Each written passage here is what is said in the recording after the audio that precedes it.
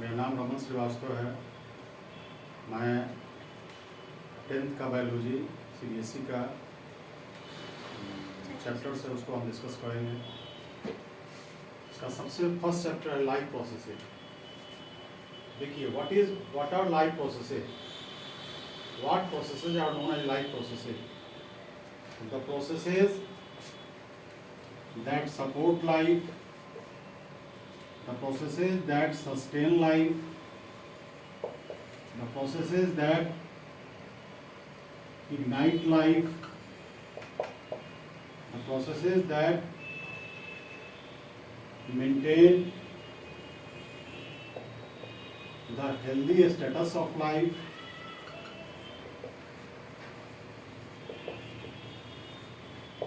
the processes that repairs the cells of our body to continue life,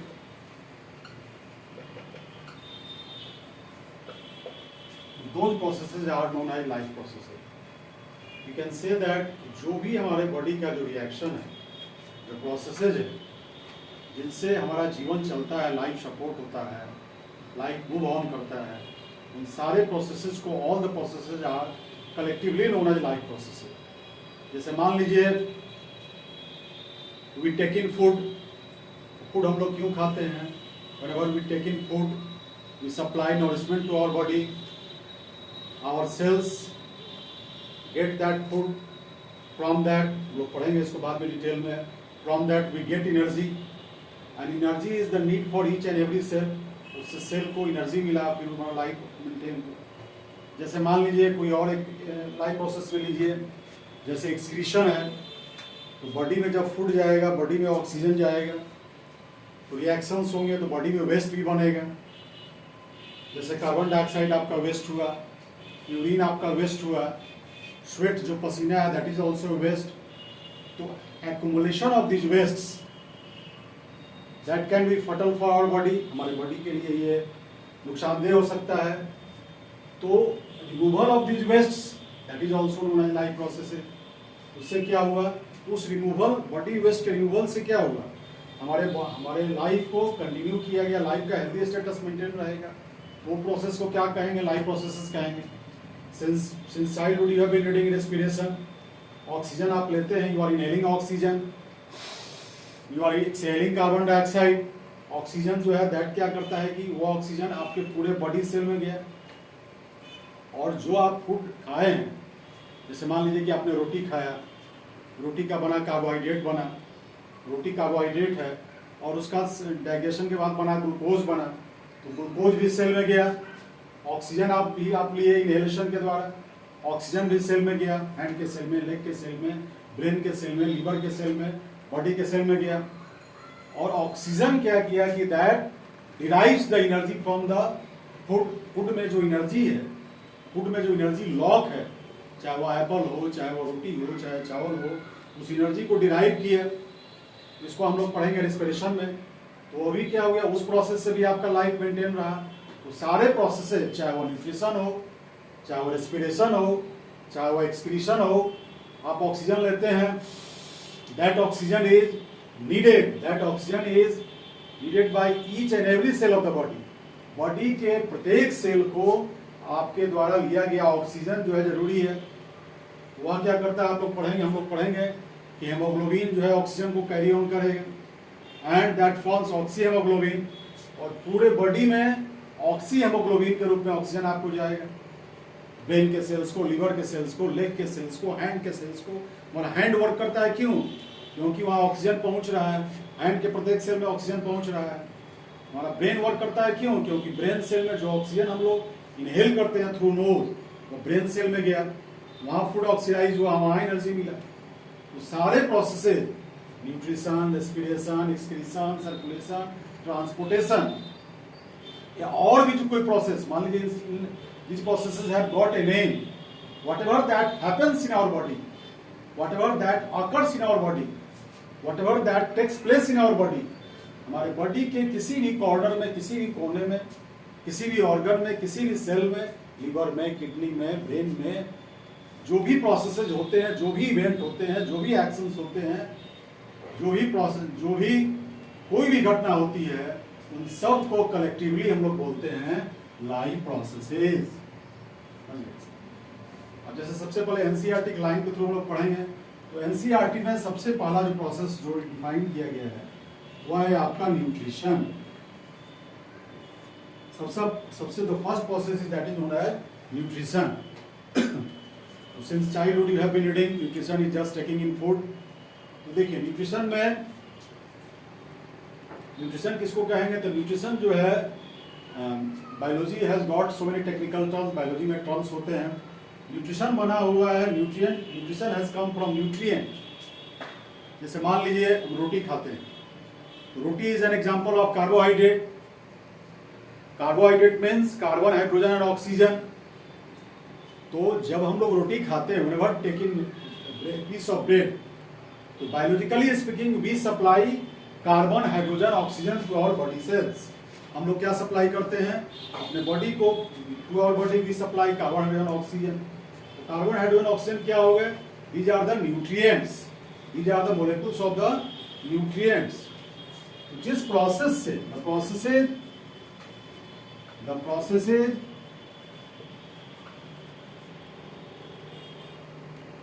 by which we supply nutrients to our body.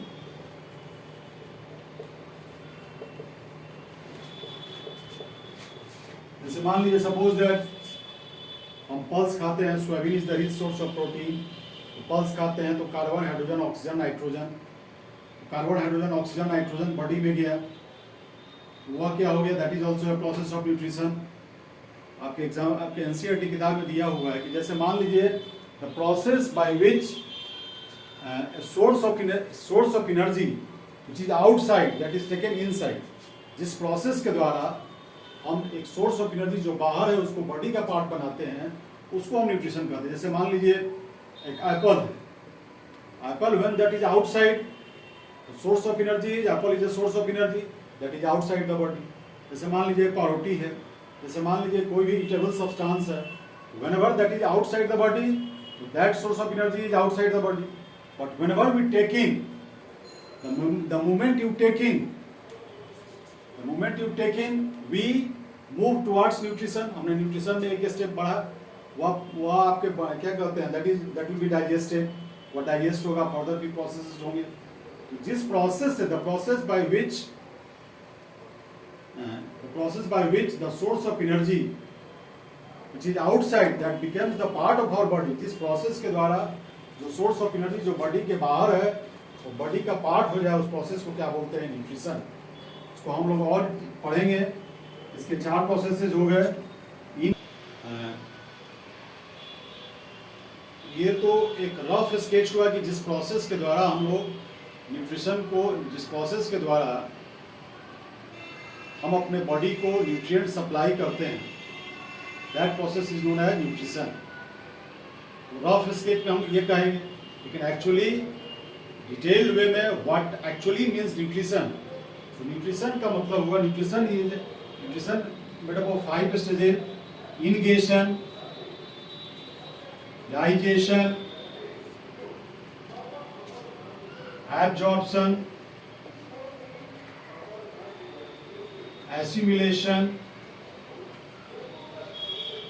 and egation। ये पांचों stage को जब हम मिला देते हैं, ingestion, digestion, absorption, assimilation, ingestion, these all 5 states that is collectively known as nutrition। जैसे मान लीजिए for example when food is taken inside, that is known as ingestion। मान लीजिए आपने रोटी खाया, suppose that you took a piece of bread, that is known as ingestion। After ingestion, the next process is digestion। हम लोग फिर digestive system में इसको पढ़ेंगे डिटेल में। Digestion is means the process of conversion of bigger molecule of food, जिसको कि हम बोलते हैं micro, process of conversion of micro molecule of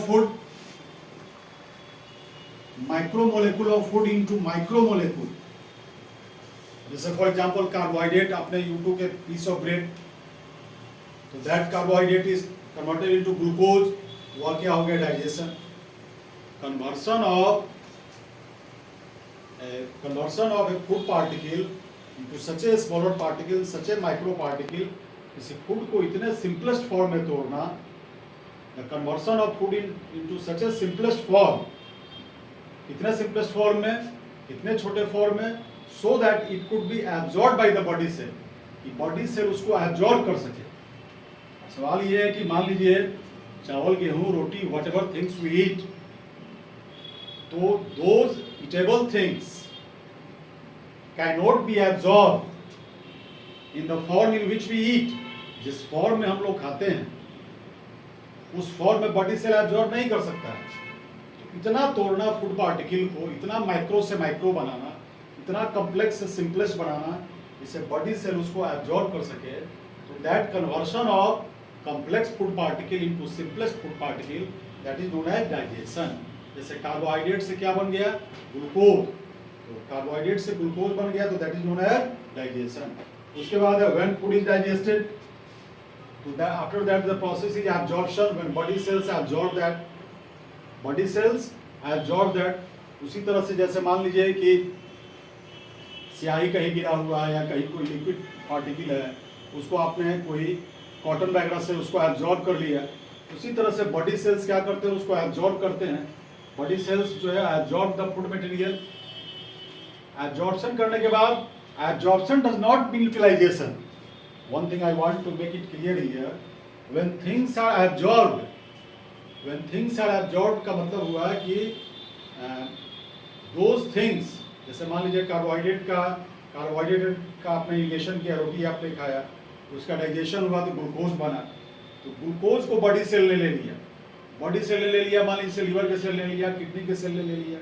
तो absorption does not mean utilisation.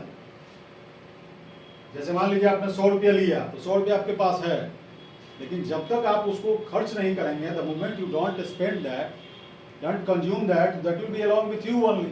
तो absorption does not mean utilization. उसके लिए अलग वो पार्ट है आपका assimilation.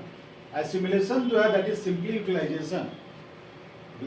The food material, the nutrients which are absorbed, जैसे ग्लूकोज आपने एब्जॉर्ब कर लिया, बॉडी के सेल्स ने ग्लूकोज एब्जॉर्ब कर लिया. अब एब्जॉर्प्शन के बाद क्या होगा? उस ग्लूकोज का बॉडी सेल क्या करेगा? जैसे मान लीजिए लेग के सेल में, जैसे ब्रेन के सेल में, किडनी के सेल्स में, तो आप पढ़ेंगे when we go into the details. Body cells, our body cells have got excellent and amazing way of regeneration and repairing. हमारे बॉडी में अमेजिंग और क्या कहते हैं, एक्सीलेंट रीजनरेशन की कैपेसिटी है. बॉडी सेल जो है उस फूड मटेरियल से सेल्स को रीजनरेट करेंगे, सेल्स को रिपेयर करेंगे. जैसे रिपेयर करेंगे तो उसको क्या बोलते हैं? ग्रोथ होगा बॉडी का, उसको क्या बोलते हैं? एसिमिलेशन. जैसे हमारा छोटा बच्चा होता है, छोटा बच्चा उससे बड़ा बच्चा बनता है, स्मॉल किड जो है that grows into a big man. How it happens? Things are absorbed, food materials are absorbed. Absorption होने के बाद